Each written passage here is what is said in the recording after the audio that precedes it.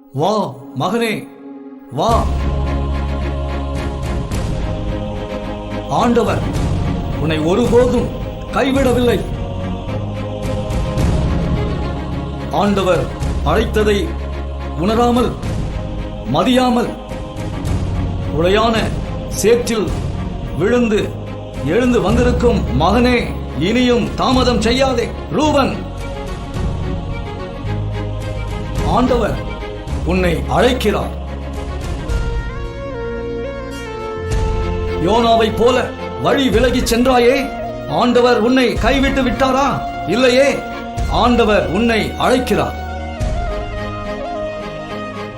ரூபன், இன்றைக்கே உன் வாழ்க்கையை ஆண்டவருக்கு முழுமையாய் ஒப்புக்கொடு.